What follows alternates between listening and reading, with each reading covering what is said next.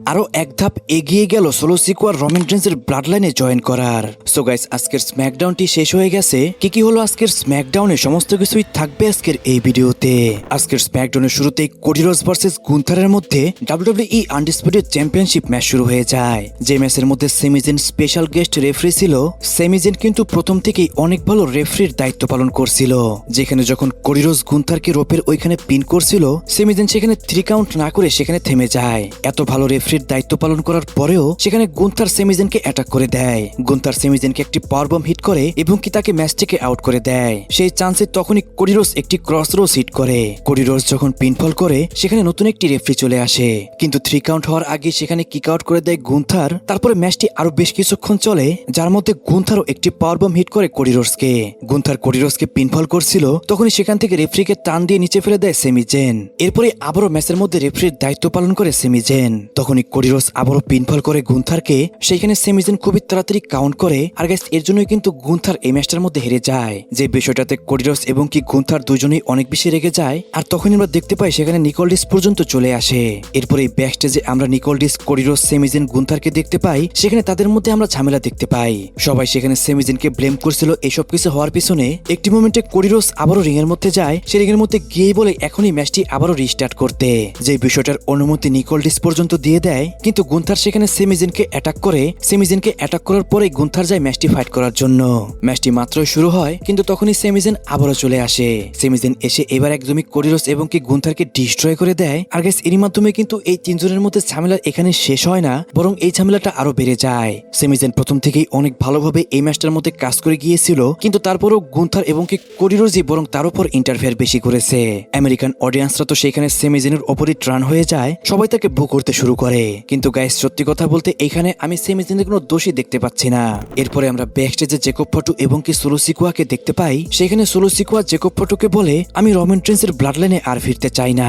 Jacob photo বলে, আমি তো তোমাকে এসব কিছু বলতে এখানে আসিনি। আমি শুধু তোমাকে বলতে এসেছি আজকে যে ওসরে একটা ম্যাচ রয়েছে, সেই ম্যাচের মধ্যে তুমি কোনোভাবে ইন্টারফেয়ার করো না। সোলো সিকোয়া, তারপরও তোমাকে আমি একটি কথা বলতে চাই, তুমি এখন বর্তমানে ভুল পথে হাঁটছো। তোমাকে খুব তাড়াতাড়ি একটি সঠিক সিদ্ধান্ত নিতে হবে ট্রাইবল চিফ তোমাকে বাধ্য করার আগে। তখনই সেখানে টামাটঙ্কা এবং কি টঙ্গালোয়া চলে আসে, আর সেখান থেকে জেকব ফাটু চলে যায়। কিন্তু গাইস, এখান থেকে তো এই জিনিসটা মোটামুটি শিওরই ছিল, রোমান রেইন্স এখন পর্যন্ত চায় সোলো সিকোয়া তার ব্লাড লাইনে অ্যাড হোক। আর বর্তমানে জেকব ফাটু রোমান রেইন্সের মেসেঞ্জার হিসাবে কাজ করছে। গাইস, আপনি কি চান সোলো সিকোয়া রোমান রেইন্সের ব্লাড লাইনে আবারও অ্যাড হোক? সেটা কিন্তু অবশ্যই কমেন্টে জানাবেন। তারপর ড্যানিয়াম প্রিস্ট আর টুথ ভার্সেস এমএফটির মধ্যে একটি ট্যাগ টিম চ্যাম্পিয়নশিপ ম্যাচ শুরু হয়ে যায়। গাইস, ম্যাচটি সেরকম একটা স্পেশাল ম্যাচ ছিল না। ম্যাচটা WWE tag team championship match হলেও এই ম্যাচটা খুবই নরমাল একটা ম্যাচ হয়। এই ম্যাচটার মধ্যে শুধু একটা জিনিসই লক্ষ্য করার মতো ছিল, সেটা হলো আরটুথ ইনজুরি থেকে বের হয়ে এসেছে। আমরা অনেকদিন পর আবারও আরটুথকে ফাইট করতে দেখতে পেলাম। এই জিনিসটা কিন্তু গাইস মোটামুটি আমার কাছে ভালোই লেগেছে। যদি বলি ম্যাচের কথা, ম্যাচের মধ্যে আরটুথ রোল আপ পিন করে এবং কি সে এই ম্যাচটার মধ্যে উইন করে যায়। আর গাইস, এরই মাধ্যমে কিন্তু আরটুথ এবং ড্যানিয়াম প্রিস্ট তাদের টাইটেলকে তারা রিটেন করে নিল। ম্যাচ শেষে আমরা সেখানে সোলো সিকোয়াকে দেখতে পাই। সেখানে টালাটুঙ্গা এবং কি টামাটুঙ্গা সোলো সিকোয়াকে পাত্তাই দিচ্ছিল না। গাইস, এইটা থেকেও কিন্তু এটা অনেক বেশি হাইপ করছে। খুব তাড়াতাড়ি হতে পারে রোমান রেইন্সের ব্লাড লাইনে সোলো সিকোয়া অ্যাড হতে পারে। যেহেতু বর্তমানে এমএফটিকে আমরা ভাঙতে দেখতে পাচ্ছি, তাই সোলো সিকোয়ার হাতে শুধু একটা অপশনই রয়েছে, সেটা হলো রোমান রেইন্সের ব্লাড লাইনে জয়েন করা। তারপর আমরা ব্যাকস্টেজে জনি গার্গানো এবং কি সেমিজেনকে দেখতে পাই। সেখানে প্রতি সপ্তাহের মতো জনি গার্গানো আজকেও শুয়েছিল, আর তার কাছে গিয়ে সেমিজেন তার মনের কষ্টের কথা বলছিল। তখনই সেখানে নিকোলডিস আসে। নিকোলডিস এসে সেমিজেনের ওপরে রাগ করতে শুরু করে, কিন্তু সেমিজেন উল্টো রাগ করে নিকোলডিসের ওপর। সেমিজেন বলে, আমি এত ভালোভাবে রেফারির দায়িত্ব পালন করার পরেও তারা দুজনই আমার সাথে অনেক বেশি খারাপ ব্যবহার করেছে। গুন্থার আমাকে অ্যাটাক করেছে এবং কি কোডি রোডস আমাকে অনেক বেশি অসম্মান করেছে। আমি জানি তুমি কোডি রোডসকে কিছুই বলবে না, কারণ কোডি রোডস তো তোমাদের গোল্ডেন বয়। এই সমস্ত বিষয় বলে সেখান থেকে সেমিজেন চলে যায়। তারপর রিকি সেন্ট ভার্সেস কার্মেলো হেইজের মধ্যে একটি ওয়ান অন ওয়ান ম্যাচ শুরু হয়ে যায়। প্রতি সপ্তাহে এই দুজনের মধ্যে ম্যাচ হয়। গাইস, আজকেও কিন্তু এরকমটা আমরা দেখতে পেয়েছি। আই ডোন্ট নো কেন তাদের মধ্যে এই ফিউডটাকে আরো বেশি বাড়াচ্ছে ডাব্লিউডাব্লিউই। আমার মতে এটাকে এখানে শেষ করে দেওয়া উচিত। যাই হোক, ম্যাচের মধ্যে রিকি সেন্ট উইন করে যায়। কার্মেলো হেইজকে রিকি সেন্ট ট্রানবগলের কভার খুলে সেখানে ধাক্কা দেয়, আর এরপরে সে পিনফল করে সেখানে কার্মেলো হেইজকে হারিয়ে দেয় রিকি সেন্ট। সত্যি কথা বলতে এই ম্যাচটার ফিনিশিং অনেক খারাপ ছিল। এরকম একটা ম্যাচের ফিনিশিং হওয়া কিন্তু কোনোভাবেই কাম্য নয়। এরপর আমরা ব্যাকস্টেজে আবারও কোডি রোডস এবং কি নিকোলডিসকে দেখতে পাই। কোডি রোডসকে দেখে নিকোলডিস তার কাছে সরি বলতে শুরু করে। নিকোলডিস বলে, আজকে যা যা হয়েছে তোমার সাথে, এই জন্য আমি তোমার কাছে দুঃখ প্রকাশ করছি। কোডি রোডস বলে, তোমার এখানে কোনো দোষ নেই। এই সমস্ত কিছুর দায় সেমিজেন এবং কি গুন্থারের। তাদের দুজনের এই সমস্যাকে নিয়ে আমি অনেক বেশি বোরিং হয়ে যাচ্ছি, এটাকে সময় এসেছে শেষ করে দেওয়ার। তাই তাদের দুজনের সাথে নাইট অফ চ্যাম্পিয়নে আমার ম্যাচটি কনফার্ম করে দাও। তাদের দুজনের এই সমস্যাকে নাইট অফ চ্যাম্পিয়নে আমি শেষ করে দিব। আর গাইস এরই মাধ্যমে কিন্তু নাইট অফ চ্যাম্পিয়নে Cody Rhodes versus Gunther versus সেমিজেনের ম্যাচটি কনফার্ম হয়ে যায়। তারপর ফিন বেলার এবং কি আরটুথকে আমরা ব্যাকস্টেজে দেখতে পাই।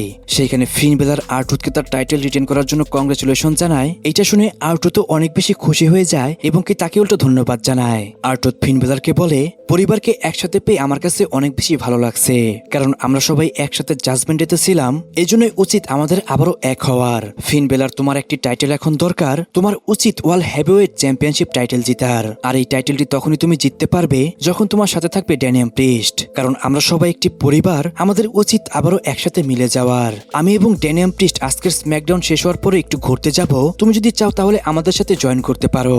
ড্যানিয়াম প্রিস্ট তখন সেখানে আসে। ড্যানিয়াম প্রিস্ট এসে বলে, এসব কিছুর দরকার নেই, এরকম লোকদেরকে আমি বিশ্বাস করি না, তাই এদের থেকে আমাদের দূরে থাকা উচিত। তারপর জে উসো ভার্সেস জোভান ইভানের মধ্যে একটি 1-on-1 ম্যাচ শুরু হয়ে যায়। গাইস এই ম্যাচটা ছিল কিং অফ দ্য রিং টুর্নামেন্টের জন্য সেমিফাইনাল ম্যাচ। সত্যি কথা বলতে ম্যাচটি কিন্তু অনেক ভালো ছিল। আজকের স্ম্যাকডাউনে যে সমস্ত ম্যাচ হয়েছে সেই সমস্ত ম্যাচের মধ্যে সবথেকে বেস্ট ম্যাচ এটাই ছিল। আমি যদি পার্সোনালি আমার কথা বলি, আমার কাছে জোভান ইভানকে এতদিন ভালো লাগেনি, কিন্তু আজকে যে উসোর এগেইনস্টে যে ম্যাচটি দিয়েছে জোভান ইভান, সত্যি এই ম্যাচটা দেখার পরে তাকে আমার কাছে ভালো লাগছে। ম্যাচের মধ্যে আমরা মাল্টিপল ফিনিশারে কিক আউট দেখতে পাই। লাস্টে যে ওসো ফার্স্টে একটা স্পিয়ার এবং কি একটা স্প্ল্যাশ হিট করে এবং কি সে এই ম্যাচটার মধ্যে উইন করে যায়। আর গাইস এর মাধ্যমে যে ওসো চলে গেল ফাইনালেই এখন যে ওসোর ম্যাচ হবে ওবাফেমির সাথে। এখন অনেকেই তো বলতে পারে যে ওবাফেমি সেখানে খুবই সহজে যে ওসোকে হারিয়ে দিবে। গাইস এটা তো হলে হতেও পারে এবং কি এটার উল্টোটাও হতে পারে।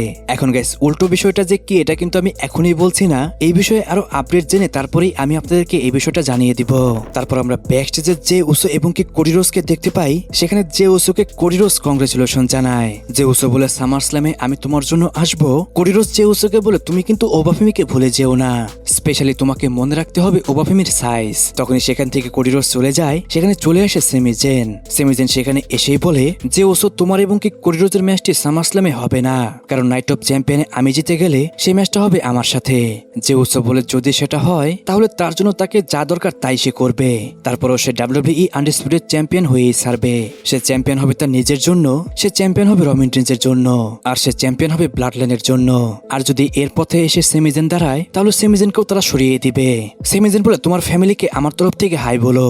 গাইস এখন পর্যন্ত সেমিজেনের ব্লাড লাইনে জয়েন করার বিষয়ে কোনো আপডেট নিউজ নেই, কিন্তু যদি সেমিজেন আবার রমিন রিন্সের ব্লাড লাইনে জয়েন করতো, এই বিষয়টা আমার কাছে অনেক বেশি ভালো লাগতো। তারপর ব্যাকস্টেজে আমরা শার্লেট ফ্লেয়ারকে দেখতে পাই। শার্লেট ফ্লেয়ার তার ম্যাচ ফাইট করার আগে রেডি হচ্ছিল, তখনই সেখানে জেড কার্গিল এবং কি তার টিম চলে আসে। জেড কার্গিল, মিচেন এবং কি বিফ্যাব তিনজন মিলে সেখানে শার্লেট ফ্লেয়ারের পা ভেঙে দেয়। এরপরে নিকোলডিস অ্যালেক্সা ব্লেস তাকে না করছিল ম্যাচটি ফাইট করার জন্য, কারণ গাইস তখনই তার ম্যাচ ছিল লিভ মর্গানের সাথে। কিন্তু শার্লেট ফ্লেয়ার সেই ভাঙা পা নিয়ে ম্যাচ ফাইট করতে যায়। যখনই জেড কার্গিল সেখানে শার্লেট ফ্লেয়ারকে অ্যাটাক করলো, তখনই কারোর বুঝতে বাকি ছিল না যে শার্লেট ফ্লেয়ার আজকে ম্যাচটি উইন করতে পারবে না, কারণ গাইস নাইট অফ চ্যাম্পিয়ন হবে সৌদি আরবিয়াতে। সেখানে কিন্তু লিভ মর্গান অনেক বেশি famous. Leave Morgan WWE women champion থাকার পরেও তার কোনো সিঙ্গেল ম্যাচ নেই নাইট অফ চ্যাম্পিয়নে। এই জন্যই গাইস এখানে শার্লেট ফ্লেয়ার ডিজার্ভিং থাকার পরেও লিভ মর্গানকে এই ম্যাচটার মধ্যে উইন করিয়ে দেয় ডাব্লিউডাব্লিউই, যার মাধ্যমে নাইট অফ চ্যাম্পিয়নে ইওস্কাকে ফেস করবে লিভ মর্গান। তাদের মধ্যে যে উইন করবে সেই কিন্তু হয়ে যাবে কুইন অফ দ্য রিং টুর্নামেন্টের উইনার। কিন্তু এটা খুবই খারাপ করেছে শার্লেট ফ্লেয়ারের সাথে। এখানে খুবই ডিজার্ভিং ছিল শার্লেট ফ্লেয়ার। গাইস আমি একটা কথা বলতে ভুলে গেছি, শার্লেট ফ্লেয়ার এবং কি লিভ মর্গানের মধ্যে যে ম্যাচটি হয় সেই ম্যাচের মধ্যে কিন্তু শার্লেট ফ্লেয়ার সেরকম কিছুই করতে পারছিল না। লাস্টে লিভ মর্গান শার্লেট ফ্লেয়ারের ভাঙা পায়ের মধ্যে একটি শার্পশুটার হিট করে, আর এই ম্যাচটার মধ্যে লিভ মর্গান উইন করে যায়। এরই মাধ্যমে তো আজকের স্ম্যাকডাউনটি শেষ হয়ে যায়। যদি বলি আজকের স্ম্যাকডাউনটি কেমন ছিল, তাহলে আমি বলবো একদমই খারাপ একটা স্ম্যাকডাউন ছিল। 2 সপ্তাহ মোটামুটি ভালোই স্ম্যাকডাউন হয়েছিল, কিন্তু আজকের স্ম্যাকডাউন আবারও খুবই খারাপ একটা স্ম্যাকডাউন হলো।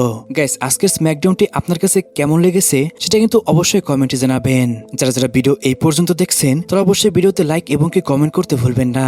সো গাইস আজকের ভিডিও এই পর্যন্তই। অবশ্যই চ্যানেলটিকে সাবস্ক্রাইব করবেন এবং কি পেজটিকে ফলো করতে ভুলবেন না।